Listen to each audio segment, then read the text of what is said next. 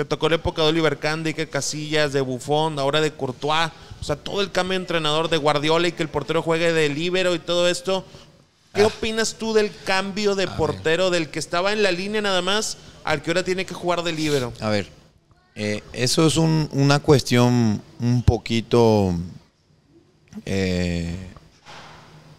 me tocó crecer con ellos, donde tenía entrenadores que el arquero tenía que atajar y resolver lo que le correspondía, ¿verdad? Saber salir, pegarle bien a la pelota. A mí ya me tocó a partir del 90 y tanto, ya te exigían jugar, no jugar tanto como hoy, pero sí por lo menos tener la capacidad y cualidad de poder resolver ciertas jugadas, ¿no? O sea, ciertas circunstancias de juego. Pero los técnicos en ese entonces no eran tan aferrados como hoy, ¿verdad? Que se entienda, ¿verdad? Hoy el fútbol ha evolucionado muchísimo y entonces eso le ha exigido al arquero tener cierta capacidad más de lo que antes te exigían. O sea, no exigían, de lo que te entrenaban realmente. Porque hoy te entrenan eso y muchas cosas más que resolver. Antes era atajar, hacer cierto tipo de trabajo físico, mental y quedarte en el arco e intentar atajar. ¿Cómo es el proceso de Anthony Silva para los penales? ¿Estudias a los pateadores? ¿Es su intuición? ¿Cómo ha evolucionado eso en Anthony Silva? Realmente hay un estudio previo. Guiñac patea 150 veces al cruzado, el otro día pateó abierto. Siempre hay un momento que son milésimas de segundo donde decidís, donde resolvés la posición del jugador, del tirador, ¿verdad? Y a veces eso resuelve el partido. Sí. Y no es solamente mirar una hoja y no es solamente mirar 20 videos todos los días y te vas a encontrar con la tendencia del jugador que patea 5 a la derecha, 2 al medio y 1 a la izquierda. Vamos a la derecha, ¿no? Y a veces no pasa eso.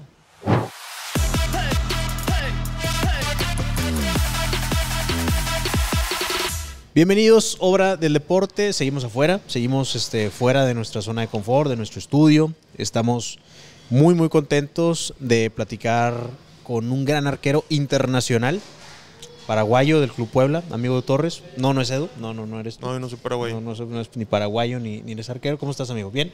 Bien, Mercado, contento porque vamos a hablar con uno de los porteros que yo creo que fue héroe de una de las tandas de penales más emocionantes de los últimos años en México. Creo que está por ahí la de Atlas León, la de América Tigres del 2016 y aquel partido de Puebla contra Chivas de un repechaje que creo que a todos nos emocionó. Todos los que no le íbamos a ningún equipo estábamos súper emocionados. Si le ibas a uno de los dos estabas muy estresado, ¿verdad? Obviamente, como cualquier tanda de penales. Hoy vamos a platicar con Anthony Silva, un arquero de una trayectoria muy larga, de una trayectoria también en diferentes países. Anthony, te ha tocado estar en Brasil un rato, te tocó estar por supuesto en Paraguay, Colombia, Argentina, México. ¿Cuál consideras, Anthony, te doy la bienvenida también, que es la gran diferencia entre México y el resto de ligas que te ha tocado participar? Bueno, primero que nada, muchas gracias por la invitación. Bueno, la verdad que hay un montón de cosas en diferencia, ¿verdad? Obvio que Argentina tiene una forma, Colombia tiene otra, cada liga es muy, muy distinta, muy competitiva a su estilo. Y bueno, en México te encontrás con varios factores distintos, ¿verdad? Es el tema de la altura, el tema de la diferencia que te puedes encontrar de capacidad de dinero con un equipo con otro, por el tema de las contrataciones. O sea, hay varios puntos donde hay una diferencia de mercado, de liga, de competencia dentro de México con las demás, ¿verdad? Sí. Anthony, en fútbol paraguayo, yo creo que un gran referente de los que crecimos en los 90 pues fue José Luis Chilaver, ¿no? Que fue un arquero con un carácter muy, muy fuerte, que de hecho muchos que crecimos pensamos que todo el portero paraguayo iba a tener ese malos, carácter, ¿no? que iban a ser rudos, que iban a ser, que pedían la pelota, a tirar. ¿Fue Chilaver un antes y un después en el fútbol paraguayo? ¿Tú creciste bajo la influencia de otros arqueros a nivel nacional, a nivel internacional? Cuéntame un poquito más o menos, porque es una gran referencia que tenemos del arquero paraguayo, pero a lo largo del tiempo me parece han sido o cada uno ha construido su personalidad, ¿no? Hay Justo Villar, muchos arqueros paraguayos. Cuéntame un poquito eso. A ver, José Luis era un gran referente no para el fútbol paraguayo, sino para muchos en ese entonces, ¿verdad? Fue, creo que sí, fue el mejor arquero del mundo en su momento por la diferencia que hacía en todo sentido, ¿no? Marcaba goles, tenía una personalidad bastante distinta a los demás, te marcaba el rumbo de un partido, o sea, bueno, en ese entonces había el jugador que marcaba una diferencia por encima de otro, ya se notaba mucho. El caso de él en una posición donde, en el caso de él, que no era solamente atajar, sino transmitir muchas cosas dentro del equipo y para el equipo a favor, le dio ser un ícono, vamos a decir, de ese entonces, de esa posición.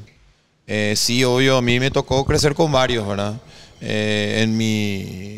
Bueno, prácticamente en las selecciones menores me tocó verlo a él en selección de mayor, o sea, sí crecimos con la influencia de él y de su momento, pero también había muchos arqueros en Paraguay en ese entonces donde tenían su forma, su carácter, como dijo, cada uno tenía un carácter distinto, pero yo creo que la gran mayoría de los arqueros en realidad tienen un poco de eso, ¿verdad? Porque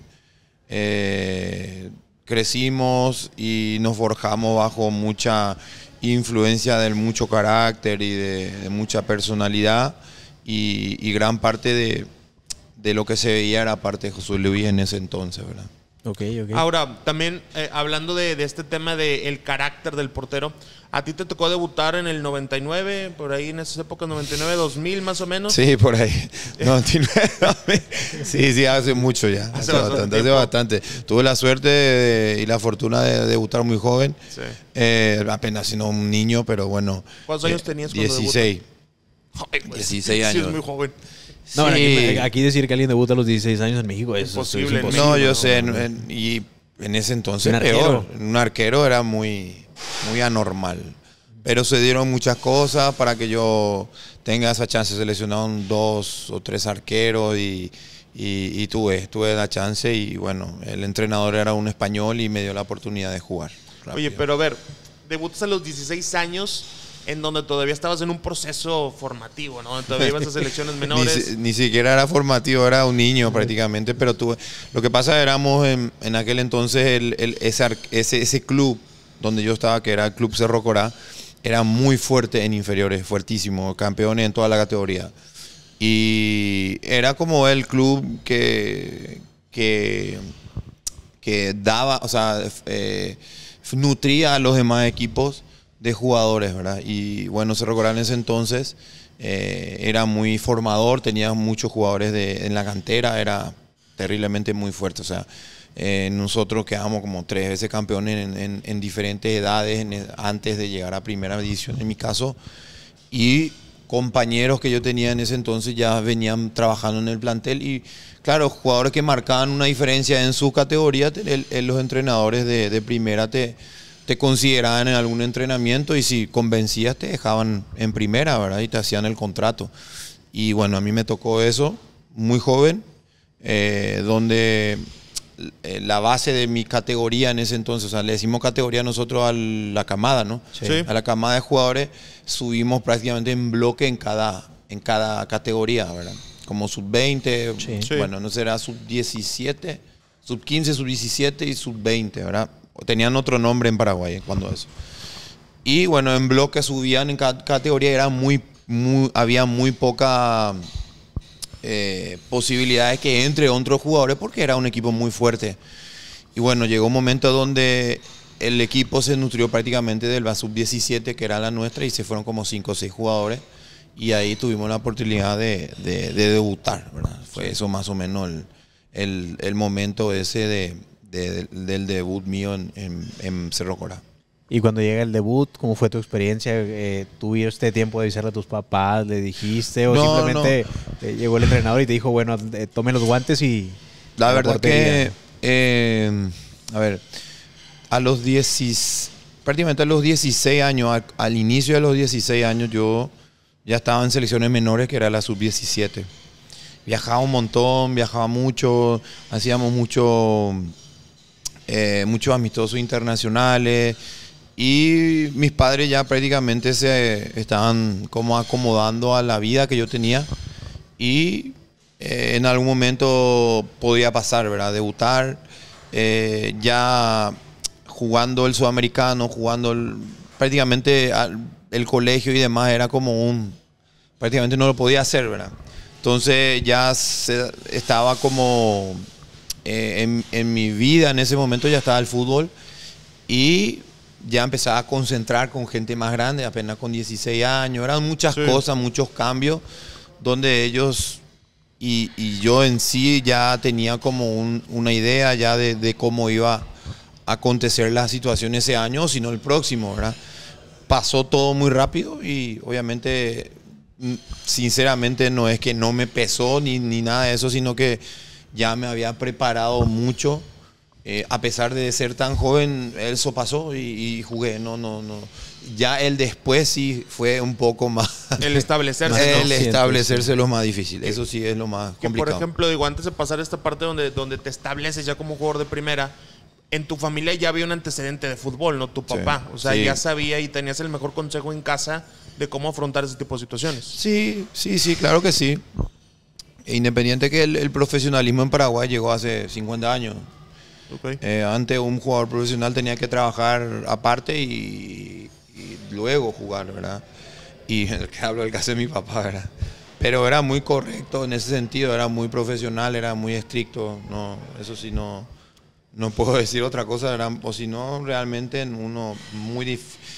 Capaz que llegues, eso sí, el futbolista puede ser que llegue, pero mantenerse tanto tiempo ya es un estilo de vida para un jugador, para un atleta, y bueno, gran parte de eso era mi papá, ¿verdad? Porque era bastante exigente en que si quería una cosa u otra tenía que dejar de lado las otras, ¿verdad? Y bueno, sí me ayudó muchísimo en ese sentido. Antonio, a México han llegado muchos muy buenos jugadores paraguayos que han hecho carrera. Ahí está Darío Verón, Pablo da Silva, José Saturnino Cardoso, Osvaldo Martínez, el caso más reciente. ¿El jugador paraguayo tiene referencia del fútbol mexicano o solamente, por ejemplo, o llegan por desconocimiento? Hay referencia que hay jugadores que a lo mejor se van muy jóvenes, pero hacen carrera acá. ¿Cómo se visualiza un poquito el fútbol? Realmente sí se ve mucho porque han llegado bastante. El caso de Darío, de Pablo, una infinidad del Pepe. O sea, realmente ellos dieron esa notoriedad del fútbol mexicano, donde el jugador paraguayo veía un mercado bastante, en ese entonces, muy amplio. Hoy se achicó el margen, se ve, pero en ese entonces había una cantidad de futbolistas paraguayos que en selección, ¿no? De repente había la selección, eran 12 seleccionados. Sí, ir a mayores. En el 2011 fue la primera vez que fui y prácticamente el 40-50% eran jugadores de la Liga Todos Mexicana. llegaban siendo güey. Todos llegaban jugando en México. Y bueno, era el comentario y era bastante bueno porque te daban mucho conocimiento, enriquecía lo que podías saber un poco del fútbol mexicano y ayudaban bastante, porque sí, de selecciones venían mucho para México. O sea, realmente era un mercado bastante amplio en ese entonces. Sí, te hablo de 2011 hasta el 2016, más o menos. Cristian Rivero. Sí, una cantidad. ¿no? Carlos Bonet, Bonet, claro. Con muchísimos. Compartí vestuario, o sea, en selecciones con el 100% diría, ¿no? Muy pocos jugadores que jugaron en México no fueron a la selección por lo menos una vez. Sí. Por lo menos una vez. Entonces sí, tuve que haber compartido, pero vestuarios en Paraguay o en algún equipo en otro país sí compartí y venían de jugar o fueron a jugar a México. Oye, y por ejemplo, en esta parte de conocer a tantos compañeros que estaban en la Liga MX, ¿era un anhelo para ti? ¿Estaba en tus planes algún día venir a jugar al fútbol mexicano? No, la verdad que no. No te puedo negar. No te voy a echar mentira porque nunca no estaba. Tuve propuestas, sí. No se cerraron pero cuando estás en el fútbol, al menos a mí, en mi carrera personal, nunca dispuse realmente, me voy a ir a México porque tenía amigos. Realmente para un portero es muy difícil, más siendo paraguayo, es muy difícil entrar. El único que entró fue Rubén, creo que es el único, Rubén Ruiz Díaz. Sí, la bomba Ruiz Díaz. Para de contar, algún que otro habrá venido en ascenso, capaz. ¿Jorge Bávera paraguayo? No, uruguayo. Ok, uruguayo, cierto. Y es muy difícil, o sea, uno sabe el mercado que puede apuntar. En ese entonces, bueno, Argentina, Brasil, Colombia, me tocó una pasantía en Europa, ahora montones de cosas que uno no se aferra a decir, bueno, porque están ellos, voy yo. No, es realmente cómo se dan las cosas, cómo te puede tocar. Y pasó ahora en el 2020 cuando estaba en plena pandemia, surgió lo de Puebla y otro equipo y salió, ¿verdad? O sea, realmente no lo esperaba. Comentaba con mi esposa, me decía, cómo tenía las ganas de venir como teníamos tantos amigos en México, pensábamos que en algún momento no iba a tocar. Yo la verdad no tenía destinado a venir, sino que surgió porque se fue Nico de Puebla y se quedó la vacante y se consiguió, o sea, se interesó el equipo y se hizo. No hubo más que eso y salvo las otras chances que hubieron en otros equipos mexicanos un poquito más antes, ¿no? Más atrás. ¿Tu proyecto personal deportivo era ir a exportación, ir a Europa? Sí, en un momento dado sí, no te niego, porque prácticamente hice todas las selecciones menores, estaban en la selección de mayor y tenía como ese...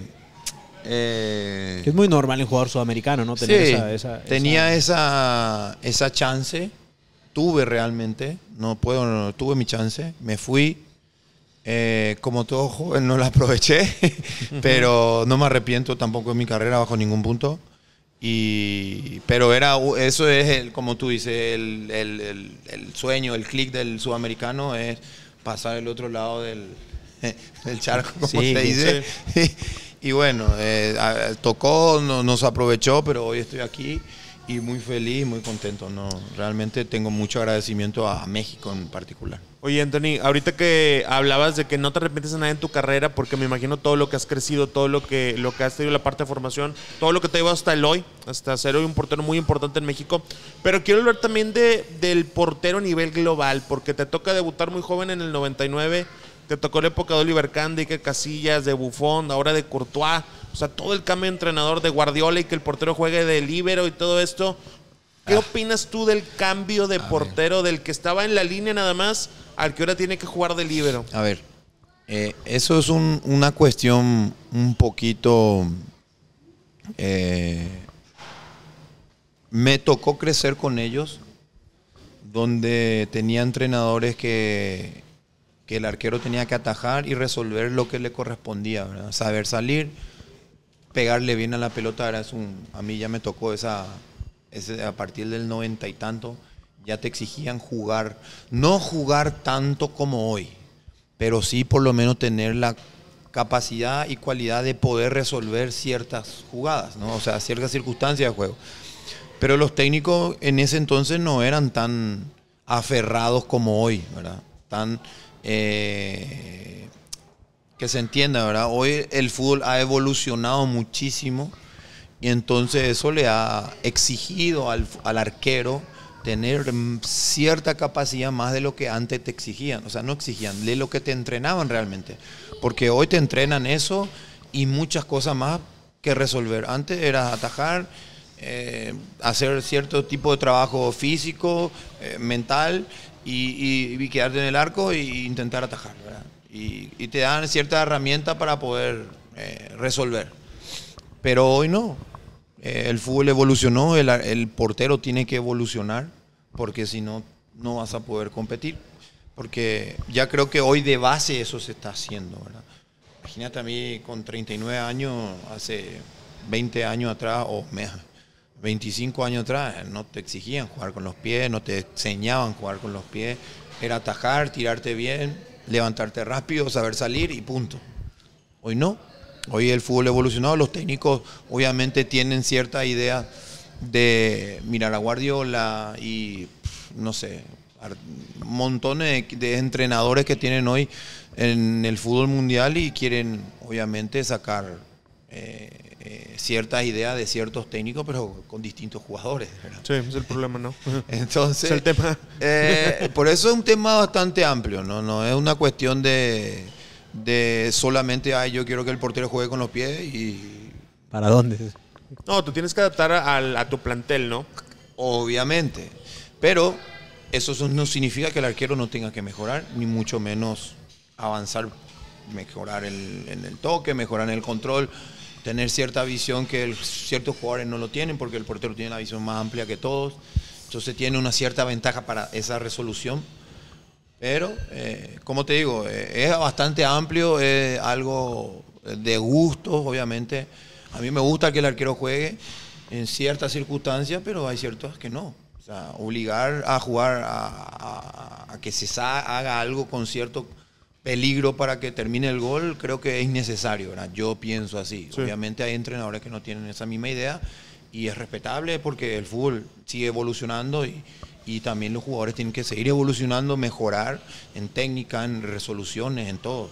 Entonces, todo viene de la mano, ¿no? O sea, como tú mismo has dicho, ha evolucionado los porteros Oliver Kahn, hacía eso. Buffon hasta hoy día no lo hace en Italia en el parque. Iker Casillas, ¿no? Era fue raro verlo. Casillas tampoco lo hizo. Pero Ederson sí. No, pero Ederson ya es una escuela de... Ederson es central. De Benfica, era el tercer portero de Benfica y después terminó siendo... Sí. Terminó de central o de líbero. ¿no? Sí, o sea, es un arquero que lo enfrenté 3, 4 veces y sé la capacidad que tiene.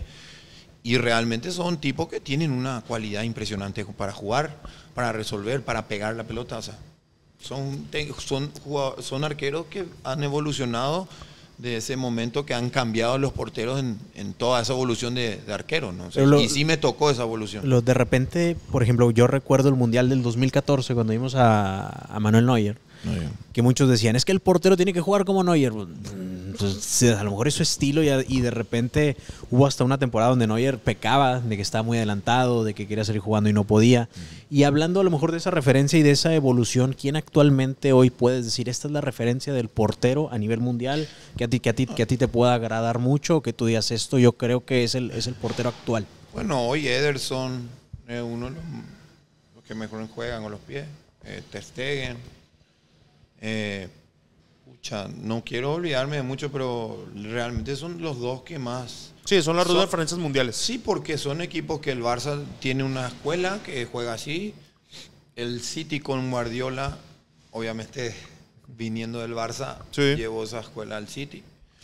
Entonces vos te encontrás con un mentor que, bueno, creo que anteriormente habían algunos que yo no te le diré el nombre porque no lo sé, no recuerdo. Pero sí hay entrenadores que ya intentaron hacer eso. La Volpe. Sí, la Volpe. Pero bueno, siempre. La Volpe. Entonces, ciertas cosas siempre a muchos porteros le han exigido, le han mejorado. Aquí Nahuel Guzmán en México, una época con el Tuca también lo intentaban. Sí, hasta ahora en Tigre lo intenta, o sea, sabemos. Hay muchos equipos que tienen como o sea, es una posibilidad de juego, pero obviamente no es una obligación o, como dicen ustedes, a huevo a que salga. Sí, no, lo más importante sigue siendo atajar. Yo siempre pienso lo mismo, ¿verdad? Hay que evolucionar, sí, obvio. O si no te quedas en el tiempo, te quedas y no compites o sos alternativa. Esa es la verdad. Oye, en esta parte de atajar llega un punto muy importante, los penales. Una cosa por la que te has distinguido sobre todo aquí en México, la gente te ubica mucho por el tema de penales, lo has hecho también a nivel de selección, contra Venezuela, por ejemplo, que el penal a Ángel Herrera, lo has hecho contra Rayados, aquí contra Vincent Janssen, lo que te platicaba hace rato ante Chivas. ¿Cómo es el proceso de Anthony Silva para los penales? ¿Estudias a los pateadores? ¿Es su intuición? ¿Cómo ha evolucionado eso en Anthony Silva? Realmente hay un estudio previo. Guiñac patea 150 veces al cruzado, el otro día pateó abierto. Siempre hay un momento que son milésimas de segundo donde decidís, donde resolvés la posición del jugador, del tirador, ¿verdad? Y a veces eso resuelve el partido. Sí. Y no es solamente mirar una hoja y no es solamente mirar 20 videos todos los días y te vas a encontrar con la tendencia del jugador que patea 5 a la derecha, 2 al medio y 1 a la izquierda. Vamos a la derecha, ¿no? Y a veces no pasa eso. Patea en la... ¿Cómo fue ahora con Sí, en la con Tigre? penúltima fecha. Sí, o sea, era obvio que iba a cruzarla para mí, ¿no? No la cruzó y fue gol. Entonces, en otras situaciones, jugadores de Chivas que pateaban para un lado siempre, cambiaron y me fui para el otro lado y lo paré. O sea, por darte un ejemplo, ¿no? Entonces, si te encontrás con Neymar. Neymar patea 10 veces a la derecha, 10 veces a la izquierda y 20 veces al medio. ¿A dónde vas? Entonces, Messi también. Le atacaste uno a Neymar, ¿verdad? Sí. Entonces, y sí, Messi cruza de 10 penales, cruza 7 y abre 2. Y ¿para dónde? ¿a dónde va? O sea, es una cuestión de resolver en el segundo. Sí, intuición, sí. Pero es muchas veces la posición del pateador. Oye, ¿qué opinas del reglamento que ahora no te permite moverte nada de la línea? Y obvio que hay ciertas situaciones en el fútbol donde lo más importante es que exista gol, ¿verdad? Porque yo nunca vi, bueno, sí vi. Sí vi que cuando un portero para, festeja a la gente. Pero la gran parte del fútbol, el show es el gol. Y cada vez te dan menos chances, menos posibilidades, te acortan menos. O sea, obviamente que el fútbol cada día va teniendo más, vas tirando para un lado más de show, que hasta a veces lo que generaría un poco de incertidumbre, ¿no? Creo que van más para el show del gol que de otra situación. Sí. Anthony, hablando ya de Paraguay, de selección, desde el 2010 que la selección paraguaya ha sido complicado su pase a Copa del Mundo. Sabemos perfectamente que están en la eliminatoria más difícil del mundo, dicho hasta por mismos europeos, dicho hasta por los mismos sudamericanos. ¿Qué crees que le ha faltado a la selección paraguaya en general? Digo, sabemos que del 2010 al 2023 ha pasado una gran ventana de tiempo, ha sido mucho tiempo, y ha tenido una gran generación de jugadores. Exportan jugadores, salen arqueros, salen defensas centrales, vienen a México, van a Europa. Pero bueno, también compiten, de repente vemos y la selección de Colombia lanza su mejor generación y luego la selección ecuatoriana hace la mejor aparición. ¿Qué ha sido el contexto? Yo tengo... Hola, cabeza. Hola. Anda pasado por acá compañeros del pueblo. El gran Barragán. Yo tengo una que no comparten conmigo muchos periodistas, en Paraguay especialmente, porque yo tengo una forma de ver las cosas que a veces siempre es muy... O sea, pienso distinto que otro, ¿no? Paraguay tiene un atraso terrible en exportación de jugadores. Tiene un atraso de crecimiento en jóvenes, grandioso. Por darte un ejemplo, el tema portero en Paraguay hoy está complicado. Sí hay muy buenos porteros, eso sí te aseguro, porque todo va a ir a donde vamos la pregunta, ¿no? Sí. Donde se ha parado de exportar ciertos jugadores y ciertas posiciones. el caso del portero especialmente, ¿verdad? Es una cuestión de más amplia dentro de la liga. Pero todo tiene un porqué. Hoy, ¿por qué nosotros no podemos competir? Podemos competir con Argentina, no hemos perdido en la eliminatoria pasada. Empatamos los 2 juegos en casa y en Buenos Aires. La última campeona del mundo. Pero podés competir con ciertas cosas, ¿verdad? Con ganas, con garra, con orden, determinación, no sé. Vamos a estar hablando de ciertas palabras que siempre se dicen en el fútbol. Pero la realidad es que cuando Paraguay juega contra Argentina, te doy a Argentina porque es el Brasil y Argentina. Del mundo. Sí. Bueno, el 100% de Argentina juega en las mejores ligas del mundo. Vas a enfrentarte, el Dibu juega en la Premier, el lateral juega en Holanda, el otro juega en el Real Madrid, el otro juega en el Inter, el otro juega en la Juve, el otro juega en el Manchester United, el otro en Manchester City. No, y así vamos a ir. Paraguay juegan 2 en Brasil, que es una liga fuerte. Tenemos algún que otro lateral que juega en la liga local. Tenemos otro, o sea, vamos a empezar a citar ciertas posiciones y ciertos jugadores y la comparativa es inmensa. Pero ¿qué pasa? Sí, en un partido de fútbol todos somos 11 contra 11, podemos competir, podemos lidiar con... Y lo hiciste, ¿verdad? Pero hay circunstancias del partido donde solamente es una decisión en un segundo y determina el partido. Y esa es la diferencia con muchas selecciones. O sea, en Conmebol es esa. Donde la diferencia es sacar Brasil, Argentina y después el resto, Uruguay. Uruguay tiene cierto estilo de juego, sí, de fútbol que lo ha mantenido, lo ha sostenido durante años. Pero con jugadores jugando en la Juve, en el Real, yo no sé, en millones de equipos importantes en el mundo y sí hace una diferencia eso. Y son milésimas, son segundos, son decisiones donde determinan un mejor centro, una mejor decisión para dar un pase en el momento justo y termina en gol. Y eso solo lo tenés en Europa, porque son mínimos los marcos. La competencia es altísima. Te enfrentás con un africano, con un alemán, con un croata, con todo lo que vos quieras te encontrás en Europa. Y eso viene y lo resuelve en Sudamérica. Entonces ahí está la diferencia entre Brasil y Argentina, también la capacidad que tienen ellos, ¿no? Pero Brasil, Argentina, Argentina, Brasil y después el resto compiten. Y ahí ves que Colombia tiene mejores jugadores vendiendo en Europa, Chile que intentando. Ecuador ahora también. Ecuador, y nosotros tenemos ese problema. Tenemos 5 jugadores en la gran liga, o sea, en Premier tenemos 2, en Italia tenemos... Y muy joven, 1. ¿No? También Julio Enciso muy joven. Sí, y bueno, entonces hay una diferencia. Pero el paraguayo siempre intenta competir. Siempre va a competir, va a pelear, va a intentar. Porque somos así, y así hemos quitado resultados muy buenos, ¿verdad? En Copa América, en eliminatoria como te dije, con ciertos países importantes hemos quitado buenos resultados, pero a veces no te alcanza. No te alcanza por una milésima, por un momento, por una decisión mala o qué sé yo. Un mal cierre.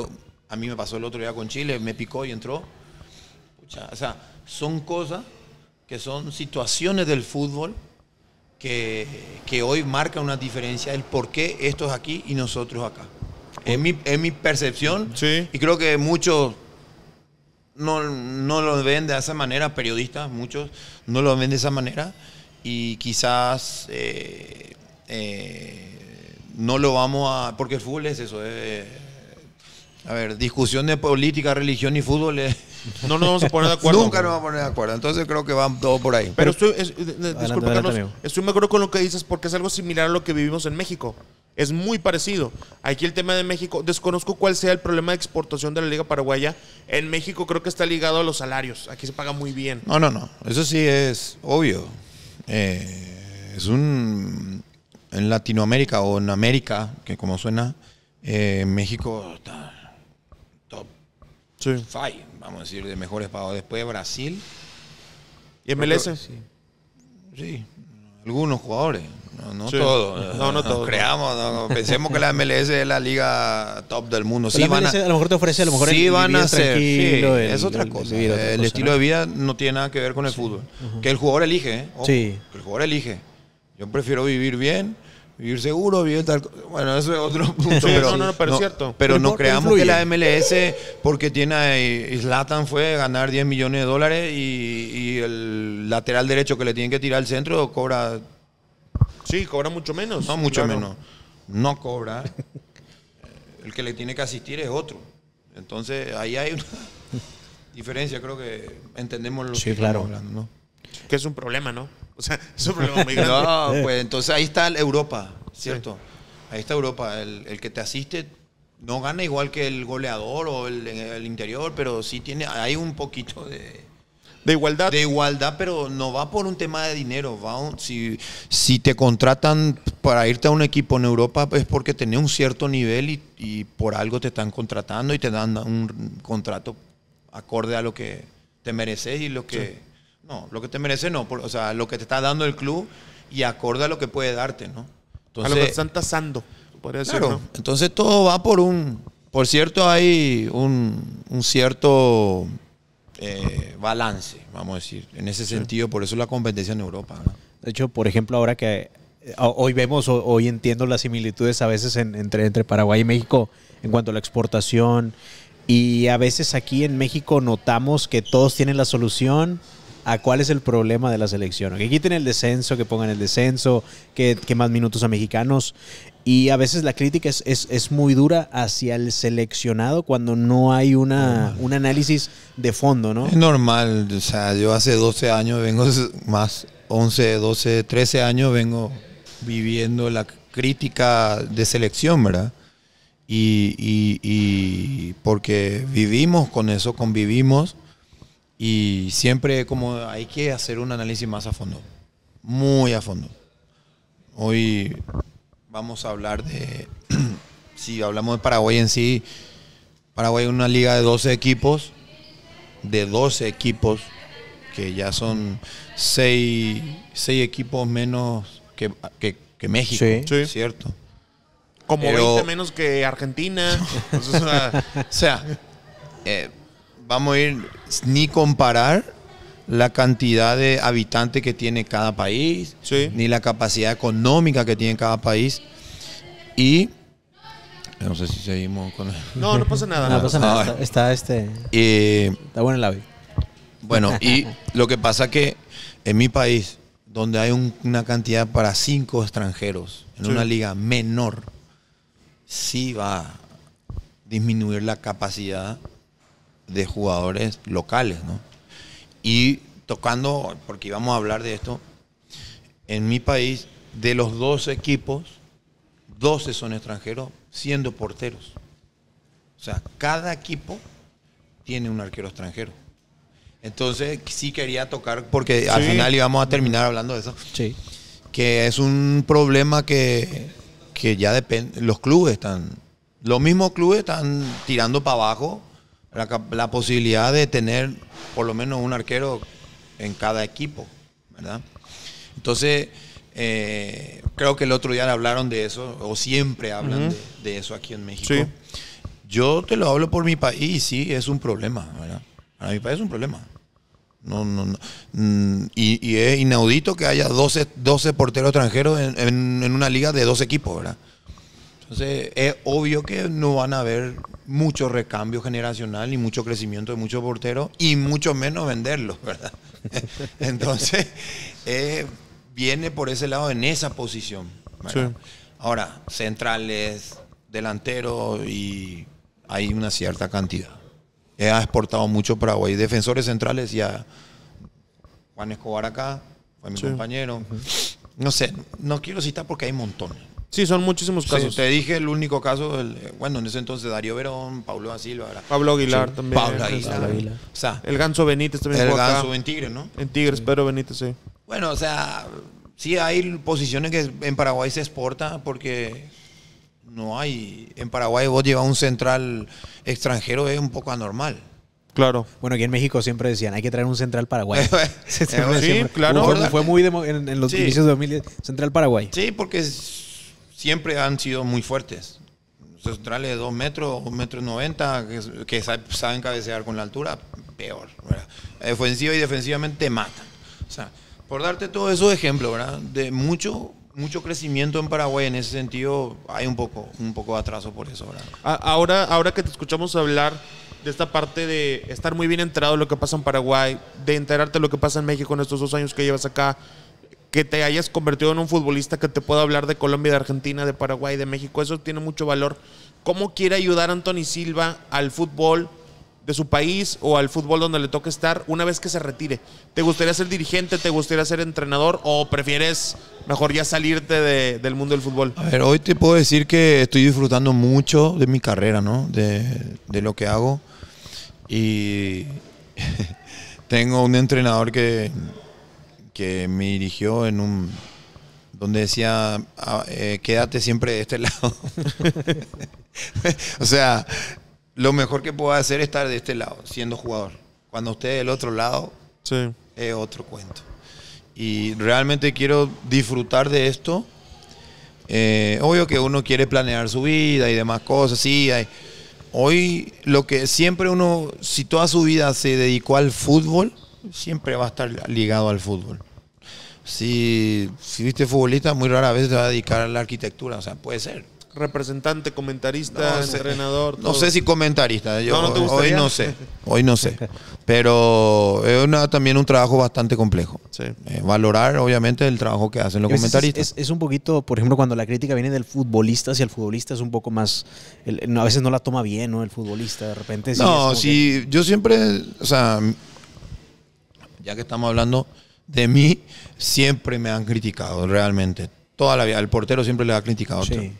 Y siempre y cuando la crítica sea con respeto y obviamente no con odio como muchos hacen o a veces hacen esa clase de periodismo, creo que no solamente aquí, el periodismo en general en todo el mundo vende un periodismo bastante amarillista donde más se consume y a veces muchos ex deportistas tienen esa tendencia, ¿verdad? Sí.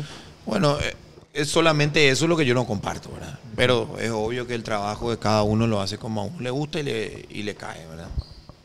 Oye, 39 años de carrera, mejor dicho, 39 años de edad, no de carrera. Yo me estaba equivocando, ¿verdad? Y no tanto.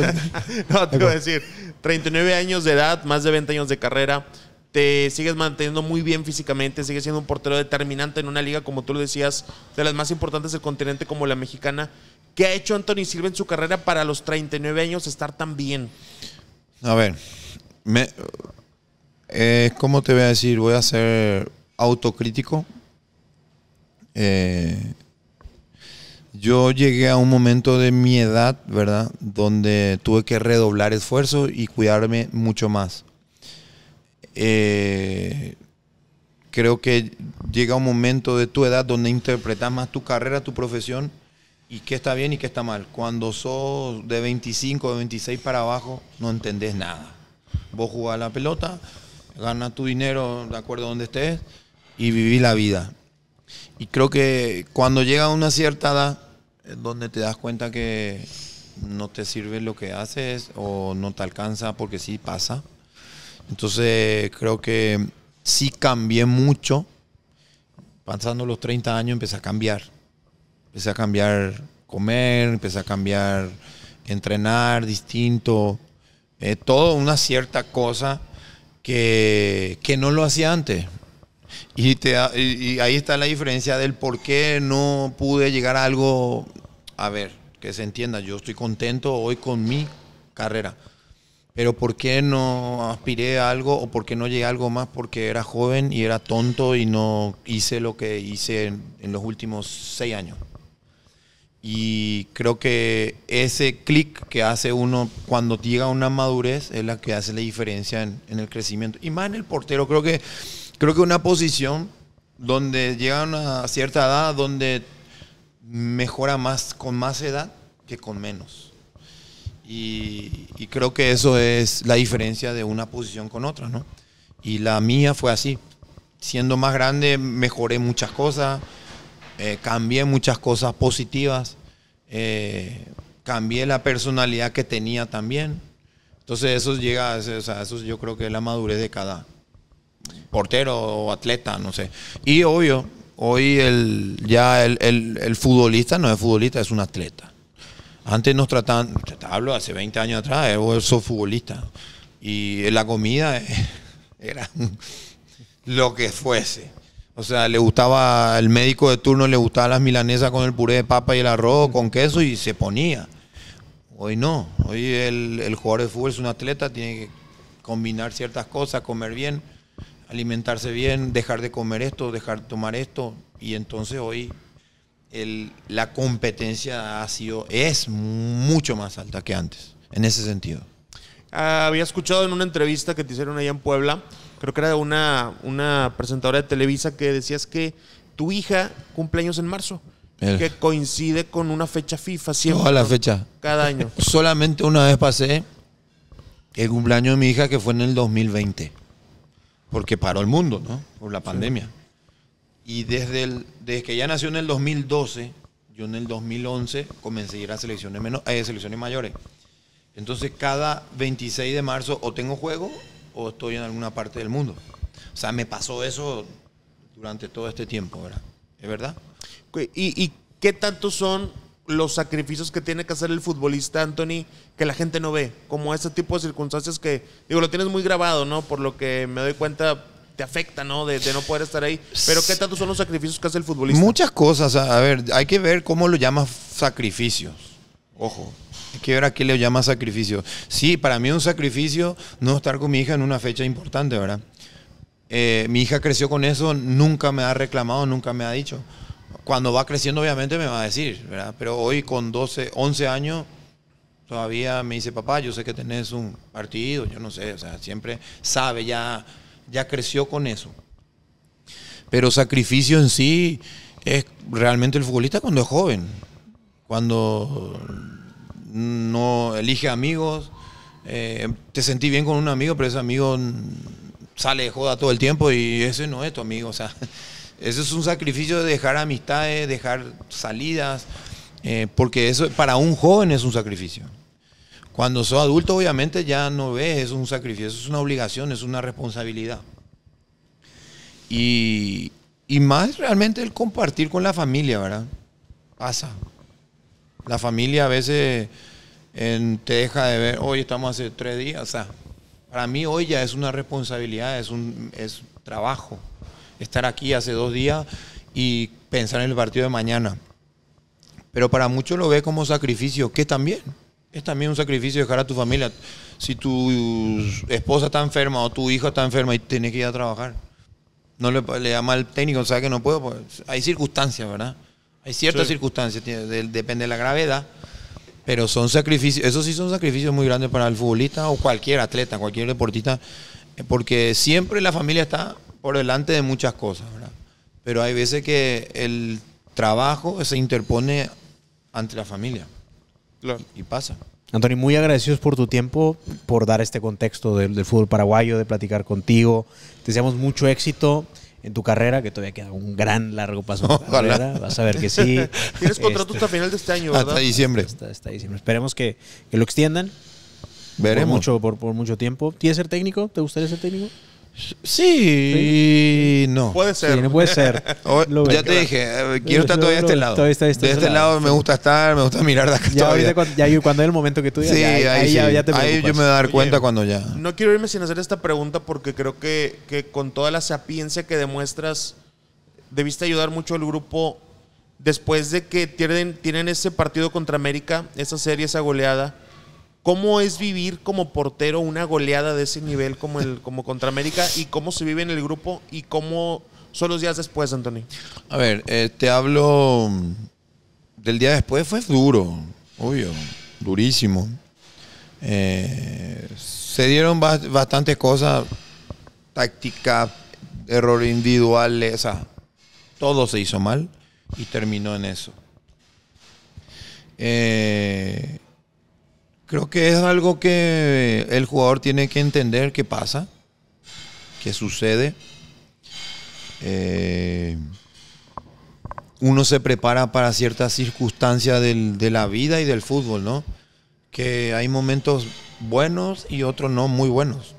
Y eso fue un momento no muy bueno para nosotros Y siempre digo y siempre hemos dicho, no, un partido no va a borrar todo lo que hemos construido como grupo, como equipo, como institución, suena muy grande. Como equipo, como trabajo que hemos hecho, que en ese entonces era Nico, estaba Lalo también ya en ese entonces, no va a borrar nada un resultado lo que nosotros nos hemos esmerado para conseguir. Y creo que en la cabeza de cada jugador del Puebla sabe eso. Sabe que no va a cambiar nada. Todo lo que nos hemos sacrificado por ese momento no muy bueno. Y se supera. Y hoy de vuelta estamos a la puerta de una nueva liguilla. Y se superó durante las primeras 2-3 fechas, que después vino Pachuca. Sí, no, les toca ir a América otra vez, ¿no? Sí. Y sacan un buen resultado. Y fue un buen partido para nosotros, sí. Y lo conseguimos, empatamos. O sea, el futbolista va madurando y va evolucionando y se va sacando cosas y miedo, vamos a decir miedo, temores que puedan pasar de vuelta. Y es algo que pasó y superado. O sea, parte del fútbol. Claro. Hay una frase que a mí me gusta mucho, que creo que ahorita viene porque decía Eduardo Sacheri que el fútbol es como la vida en pequeña escala, pero con la gran ventaja de que siempre vuelve a empezar. O sea, siempre tienes la ventaja de que en una semana hay otra revancha. Y eso yo creo que es de lo más importante que tiene. Es lo más hermoso del fútbol. Exacto. Solamente cuando entras a perder no es bueno. Ahí sí no está tan hermoso, ¿verdad? No. Anthony, muchas gracias. No, por favor. Muchas gracias, Anthony. Y mucho éxito para lo que venga. Gracias, muy amable. Esto fue Hora del Deporte. Muy pronto. Hasta luego.